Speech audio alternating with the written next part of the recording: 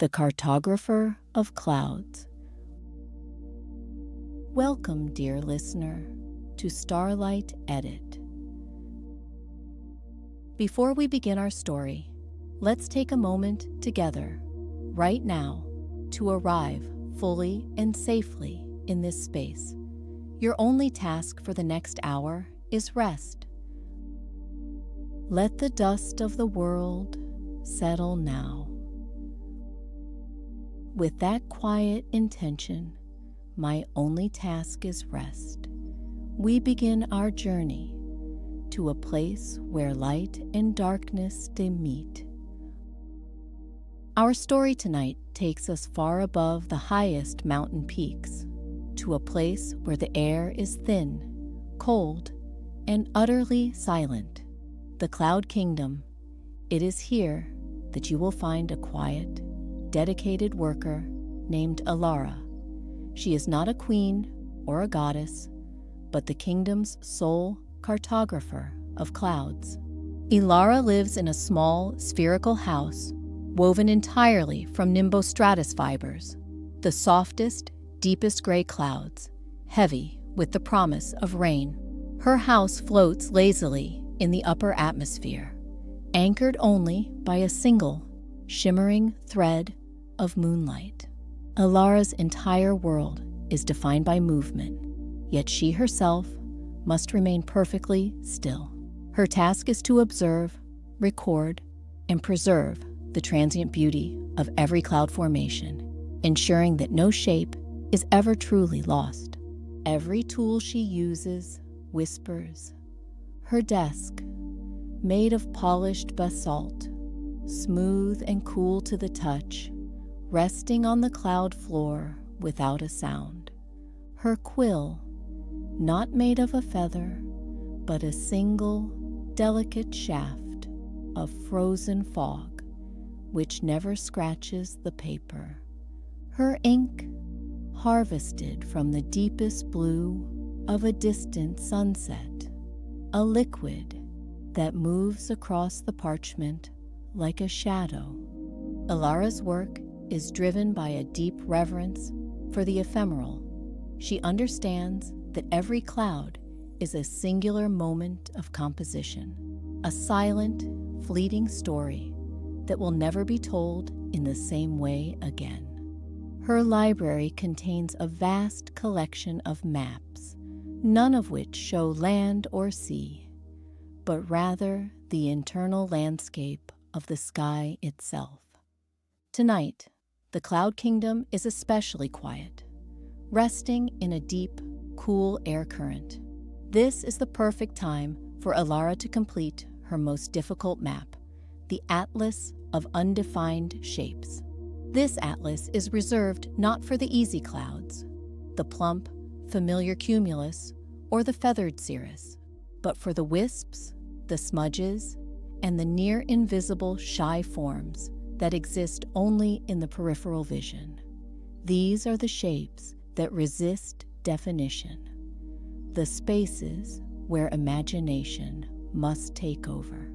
Elara sits at her basalt desk, a perfectly smooth sheet of parchment laid out before her.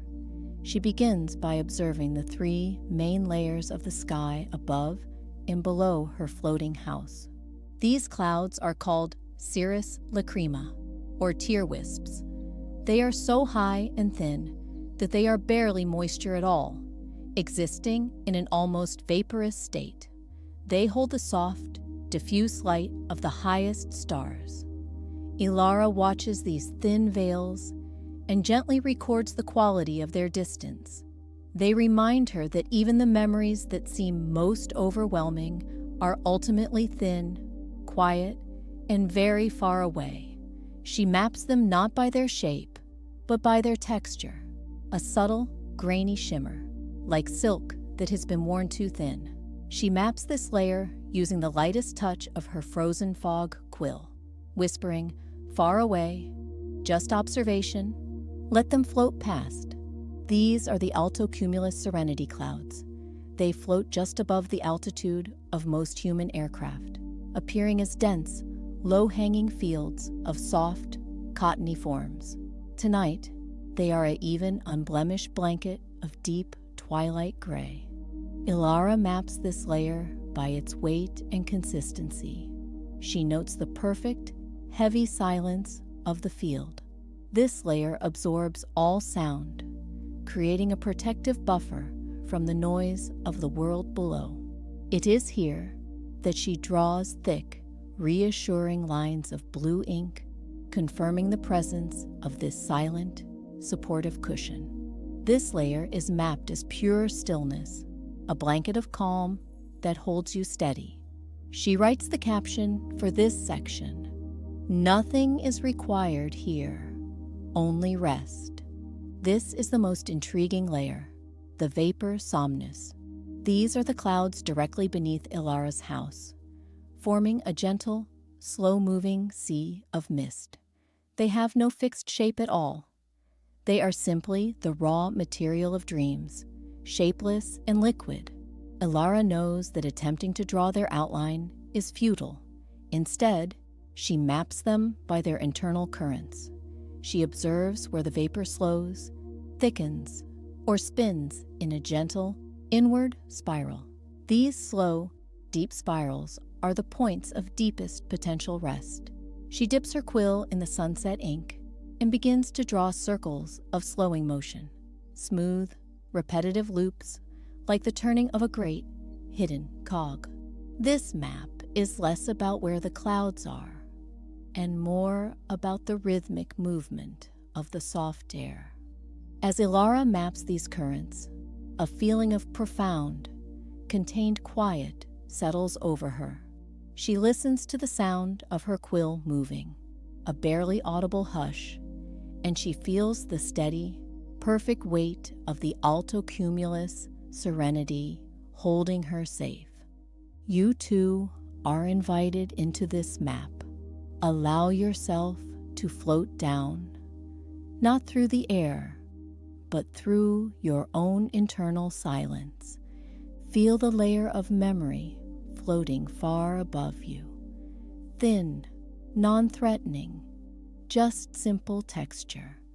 Feel the layer of emotion beneath you, a deep, thick cushion of neutral, quiet gray, holding you perfectly steady. And feel the layer of dreams gently turning beneath your weight.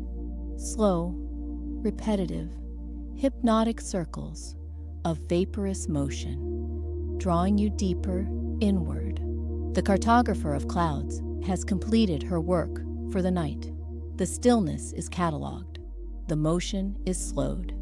Every uncertain shape has been accepted and given its own quiet, perfect space. There is nothing left to observe, nothing left to record. The quill is set down. The light in the basalt house is dimmed to a velvet flicker. Elara closes her eyes. She is held entirely by the cloud. And now, dear listener, you are held entirely by the night. Sink deeper into the peaceful map of the sky. The work is finished. Sweet dreams.